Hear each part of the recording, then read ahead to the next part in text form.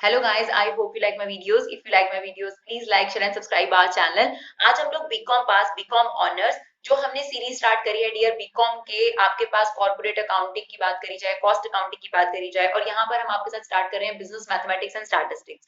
Statistics के साथ साथ अब थोड़े दिनों में आपको बिजनेस मैथमेटिक्स की वीडियोस भी देखने को मिल जाएंगी, तो आप लोग इसके साथ जुड़िए रहिए। और अगर आपको ये वीडियो बेनिफिशियल लगती है, प्लीज इन्हें ज्यादा से ज्यादा शेयर कीजिए। यही आप लोगों की तरफ से हम लोगों के लिए एक बहुत बड़ा सपोर्ट और रिवॉर्ड होगा अगर आपको ये वीडियोस पसंद आती हैं तो चलिए आज हम एक नया चैप्टर स्टार्ट करने जा रहे हैं बिजनेस स्टैटिस्टिक्स के अंदर, जिसका नाम है टाइम सीरीज एनालिसिस। ये भी क्वेश्चन आपके एग्जाम में जरूर आपको देखने को मिलता है।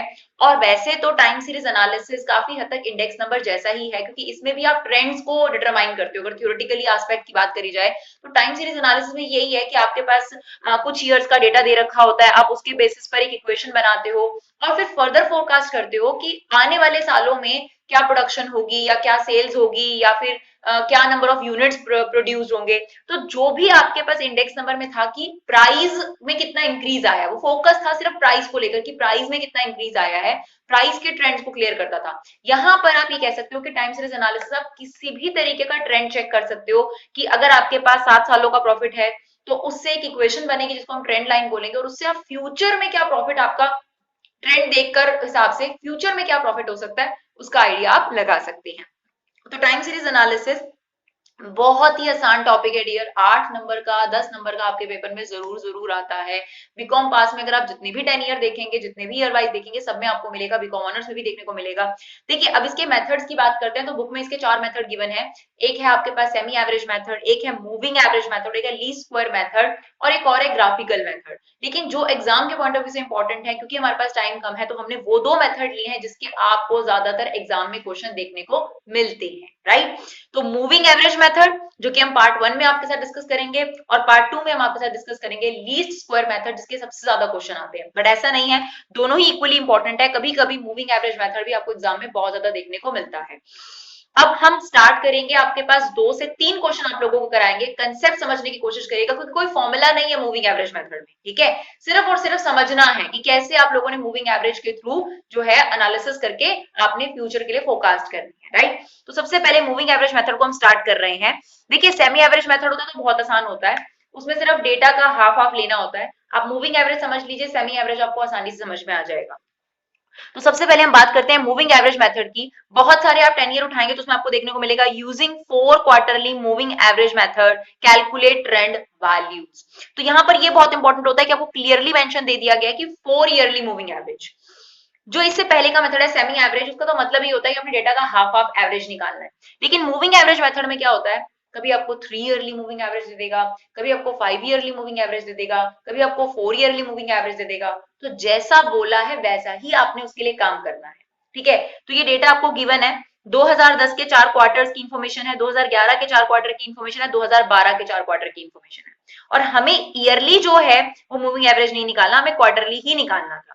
तो अब देखिए यहाँ पर हमने डेटा लिख दिया है। आप समझिएगा, पहले क्वेश्चन से आपको 50% समझ में आएगा, दूसरे क्वेश्चन से आपको 60-70% समझ में आ जाएगा, और तीसरे क्वेश्चन से आपका 80-90% कंफर्म हो जाएगा। और बाकी का 100% तब कंफर्म होगा जब आप खुद प्रैक्टिस करेंगे, राइट। चलिए ईयर लिख लेते हैं हम यहाँ पर, और उनके जो क्वार्टर्स आपको गिवन थे, 2010 के 4 क्वार्टर, 2011 के 4 क्वार्टर, और ये डेटा आपको गिवन है, ठीक है। हमें ये नहीं बता रखा कि ये प्रोडक्शन है, सेल्स है, तो हमने भी यहाँ ब्लैंक कॉलम छोड़ दिया है। अगर आपको यहाँ पर सेल्स या प्रोडक्शन बता रखा हो तो वो डेटा फिल कर दीजिए।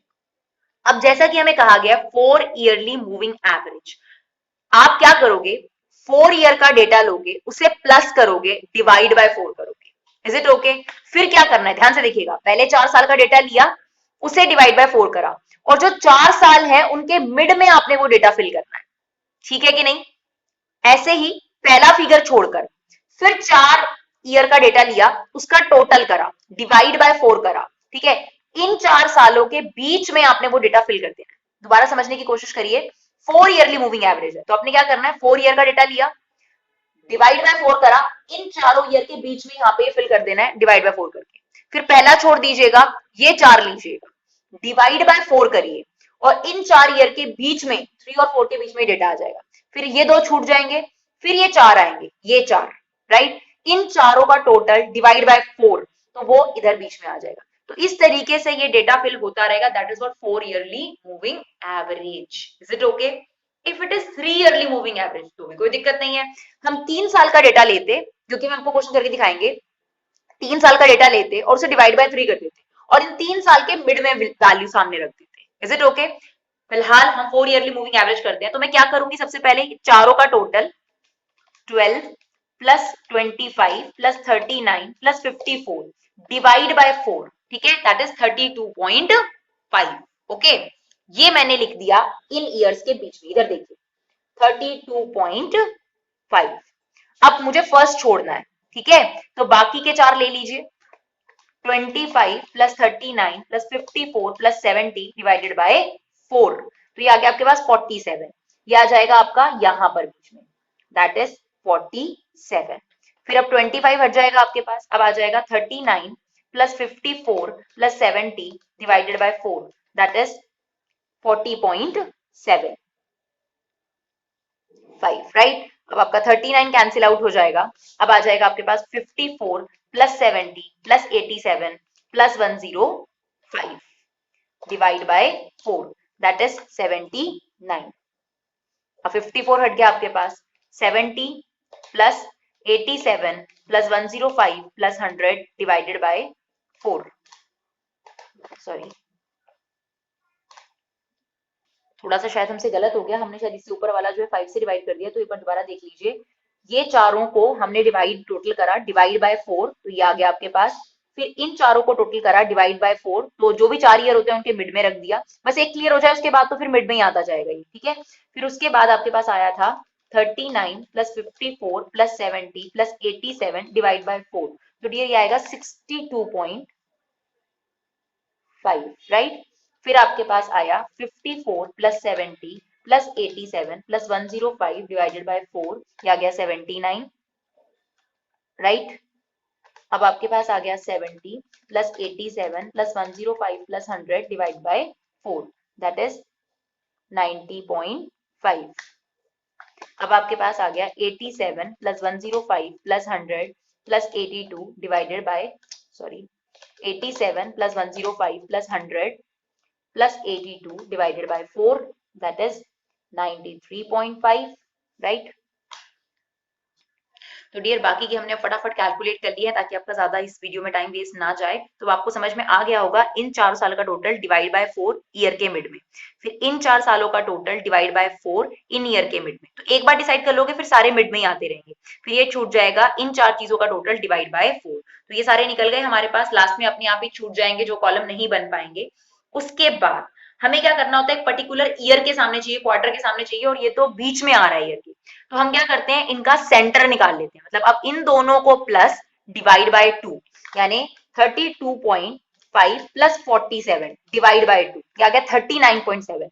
अब देखिए एक यहां पर है एक यहां पर है, इन दोनों के मिड में है, ठीक है, तो अब हमने इनका एवरेज निकाल दिया, तो ये 3 के सामने आ जाएगा आपके पास 39.75। सिमिलरली 47 और 62.5 डिवाइड बाय 2, दैट इज 54.75, ये आ जाएगा 4 के सामने 54.75। फिर इन दोनों का प्लस डिवाइड बाय 2 कर लीजिएगा, ये आ जाएगा आपके पास 70.75। फिर इसी तरीके से आपके पास ये चलता रहेगा, आप एवरेज निकाल दीजिए, पहले इन दोनों को डिवाइड बाय 2, फिर इन दोनों को डिवाइड बाय 2, फिर इन दोनों को डिवाइड बाय 2, फिर ये डिवाइड बाय 2, राइट। तो आपके पास ये फिगर्स आती जाएंगी, दैट इज 84.75, 92, ठीक है, that is 90.75 and that is 81 and that is 65.75। तो थोड़ा सा डिफिकल्ट होता है इवन वाला, जिसमें इवन नंबर ऑफ इयर्स दी होती है उसमें थोड़ा मुश्किल होता है, ऑड नंबर अगर होते हैं 3, 5 तो ज्यादा आसान होता है, क्योंकि उसमें सेंटर वाला स्टेप नहीं होता, क्योंकि यहाँ पर आपके पास एक ईयर के सामने डेटा नहीं आया ना, देखिए आप 2 और 3 के बीच में आ गया, तो हम क्या करते हैं इन दोनों को डिवाइड बाय 2 करके, ताकि सेंटर में आपके पास डेटा आ सके। Is it okay?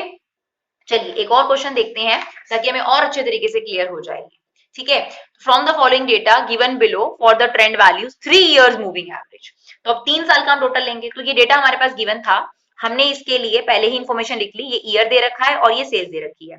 आप चाहें तो 3 सालों का टोटल पहले एक कॉलम बना लीजिए, बट हम ये जो कॉलम है इसे हम नहीं शो करते, इसलिए बुक्स में कंफ्यूज मत होइए, कई बार शो हो रखा होता है, तो हम डायरेक्ट मूविंग एवरेज पर जाएंगे। तो आप क्या करोगे, इस बार 3 साल का टोटल लोगे, यानी 180 प्लस 150 प्लस 200, पहले आप यहाँ पे टोटल शो कर सकते हो, ठीक है, किसमें, जो भी आपने टोटल लिया उसके बीच में, ये ध्यान रखिए। अभी देखिए इससे पहले क्वेश्चन में भी 4 ईयर थे तो 4 ईयर के बीच में ले लिया था।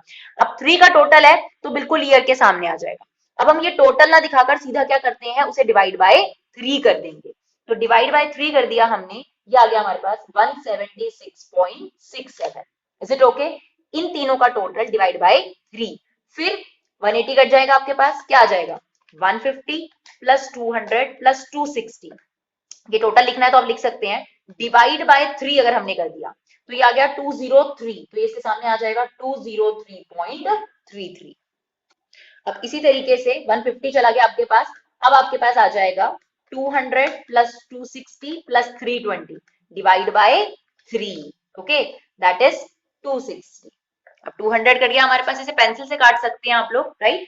तो ये आ जाएगा 260 plus 320 plus 400 divided by 3 that is 326.67। ये कट जाएगा अब आपके पास, इन तीनों का टोटल डिवाइड बाय 3। तो आई होप आपको कंसेप्ट क्लियर हो गया है। अब हम फटाफट जो हमने कैलकुलेशन हो रखी है उसी में से ले लेते हैं। अब आपको समझ तो आ ही गया होगा, that is 406.67 and 460। Is it okay? That is 3 yearly moving average. कभी कभी आपको टोटल का स्टेप दे रखा है, अगर आप करना चाहते हैं तो आप कर दीजिए। दैट मीन्स यहाँ पर पहले इन 3 का टोटल, फिर इन 3 का टोटल, फिर इन 3 का टोटल, फिर इन 3 का टोटल, इस तरीके से आप टोटल शो करते रहिए और फिर बाद में डिवाइड बाय 3 करिए। हम ये स्टेप मिस करके डायरेक्ट क्या करते हैं, 3 का टोटल बीच में, ठीक है। अब यहाँ पे सेंटर्ड निकालने की जरूरत क्यों नहीं है, इवन में क्यों जरूरी था वो एक्स्ट्रा स्टेप, क्योंकि ईयर के बीच में आ रहा था डेटा, मतलब 2001 और 2002 के बीच में आ रहा था। यहाँ पर क्या है, सामने ही दे रखा है, क्लियर? तो इसलिए कोई दिक्कत नहीं है, 2002 के सामने आ गया। तीनों का टोटल डिवाइड बाय 3 ये सामने आ गया, इन तीनों का टोटल डिवाइड बाय 3 ये सामने आ गया, फिर इन तीनों का टोटल डिवाइड बाय 3 ये सामने आ गया। इस तरीके से आप ये स्टेप करते रहेंगे, लास्ट में अपने आप आपके पास जो कॉलम रह जाएगा उसे आप छोड़ देंगे। Is it okay? थोड़ा सा समझ में और आ गया? क्लियर? तो ये 3 ईयर भी हो सकता है, 5 ईयर भी हो सकता है। इफ इट इज 5 ईयर तो आप क्या करते हैं, 5 साल का टोटल डिवाइड बाय 5 और पांचों सालों के मिड में यानी इसके सामने रख देते हैं। Is it okay? ये 5 साल का टोटल डिवाइड बाय 5, तो ये सामने आ जाता है इसके। फिर ये 5 साल छोड़ के फिर हम ये वाले 5 साल ले लेते, ये वाले टोटल डिवाइड बाय 5, यहां 2004 के सामने लिख देते डेटा। तो बहुत ही सिंपल है, जैसा आपको मूविंग एवरेज बोला गया है आपको वैसा ही उसको कैलकुलेट करना है, राइट?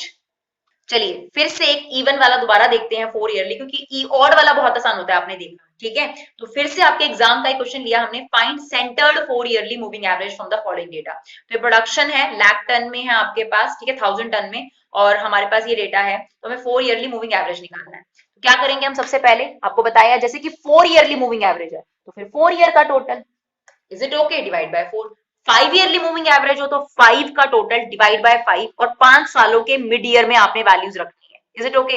ऐसे ही जो सेमी एवरेज मेथड होता है उसमें क्या होता है, जो भी डेटा गिवन होता है उसका हाफ कर लीजिए, ठीक है। जैसे अगर मान लीजिए 8 ईयर गिवन है तो 4 ईयर का टोटल डिवाइड बाय 4, नीचे के 4 ईयर का टोटल डिवाइड बाय 4।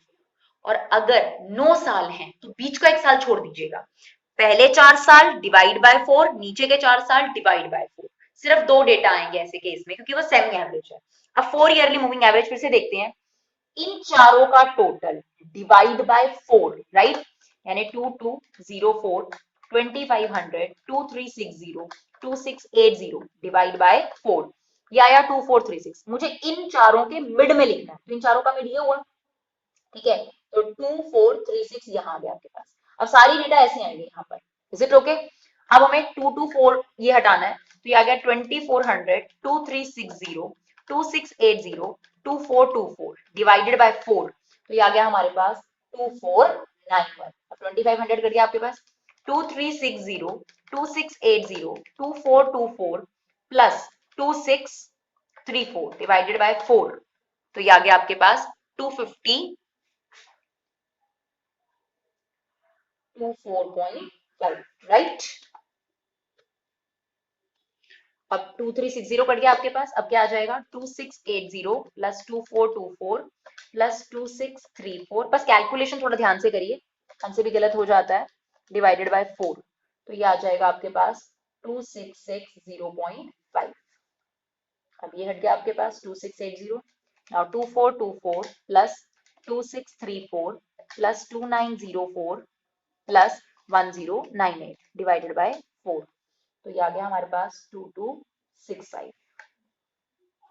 अब हो गया 2634 2904 1098 3172 प्लस 2952, सॉरी ज्यादा हो गए, 4 साल लेने थे हमें, 2634 प्लस 2904 1098 3172, ओके बस इतना ही, डिवाइडेड बाय 4। तो ये आ गया हमारे पास 2452, ओके।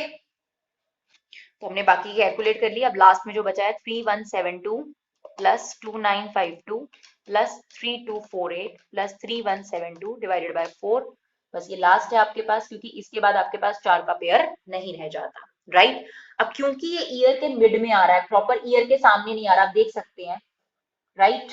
तो हम अभी क्या करेंगे, इसका सेंटर्ड निकालेंगे ताकि हमारे पास ईयर के सामने आ सके। तो हम क्या करेंगे, इन दोनों का टोटल डिवाइड बाय 2, मतलब इन दोनों का टोटल डिवाइड बाय 2 करेंगे तो किसके सामने डेटा आ जाएगा, 111, सॉरी आपके पास 1999 के सामने डेटा आ जाएगा। तो 2436 2491 डिवाइडेड बाय 2, तो ये आ गया आपके पास 2463.5। सिमिलरली आप इन दोनों को प्लस कर दीजिए, 2491 प्लस 2524.5 डिवाइडेड बाय 2, तो ये आ जाएगा आपके पास 2000 के सामने डेटा 2507.75, राइट।